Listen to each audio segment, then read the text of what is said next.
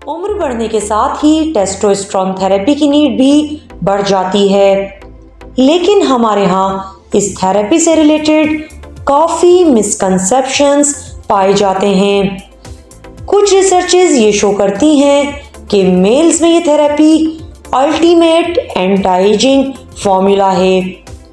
Hello friends, अस्सलाम वालेकुम। Welcome to learn science with me. सबसे पहले बात करते हैं कि टेस्टोस्टेरोन क्या है।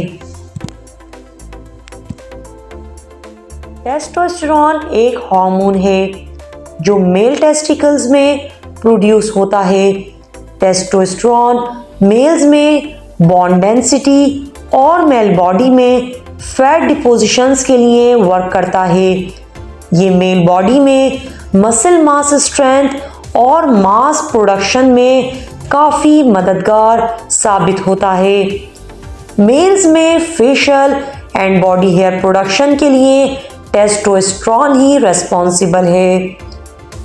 मेल बॉडी में रेड सेल्स प्रोडक्शन और स्पर्म फॉर्मेशन के लिए टेस्टोस्टेरोन ही वर्क करता है। अब सवाल ये होता है कि उम्र बढ़ने के साथ टेस्टोस्टेरोन लेवल को क्या हो जाता है। टीनेज और एडोलेसेंस में ये टेस्टोस्टेरोन अपने पीक लेवल पर होता है। जैसे ही आपकी उम्र बढ़ती है, हार्मोन प्रोडक्शन बॉडी में कम होना शुरू हो जाती है।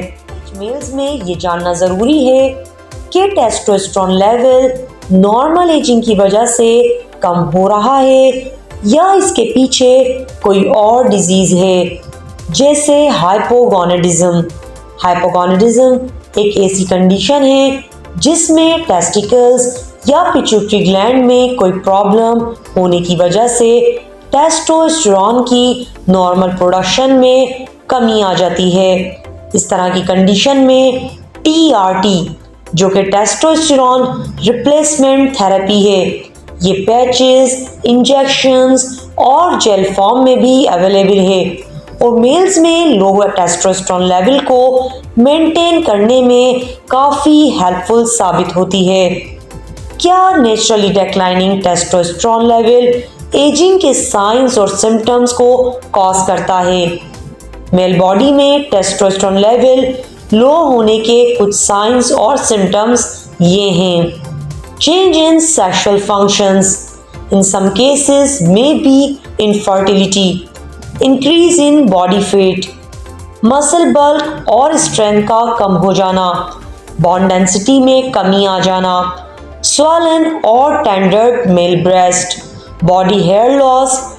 Low testosterone level कुछ मेल्स में सेल्फ कॉन्फिडेंस और मोटिवेशन में कमी लाने का कॉज भी होता है।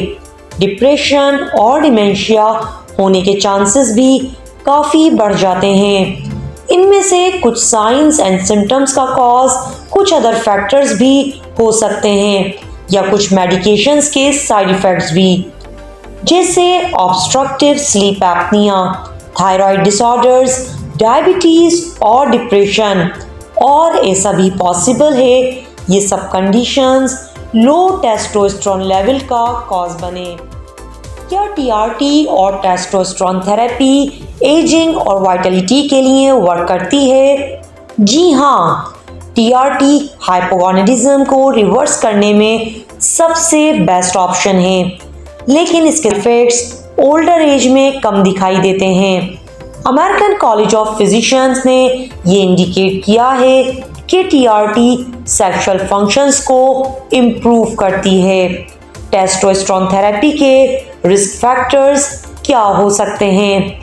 TRT के कई साइड इफ़ेक्ट्स हैं, जिनमें वर्सनिंग स्लीप एपनिया, नींद का ना आना, एक्नी और अदर स्किन रिएक्शंस और डिजीजेस, प्रोस्टेट की नॉन कैंसरियस ग्रोथ स्टिमुलेट करना, जैसे बिनाइन प्रोस्टेटिक हाइपरप्लेजिया, और अगर प्रोस्टेटिक कैंसर बॉडी में एग्जिस्ट करता है तो ऑन कैंसर सेल्स की ग्रोथ को प्रोमोट करना, इनलार्ज्ड और swelled breasts, limited sperm production और बहुत ज़्यादा रेड सेल्स की ग्रोथ स्टिमुलेशन होना, जो कि पेशेंट्स में हार्ट स्ट्रोक की वजह बन सकता है।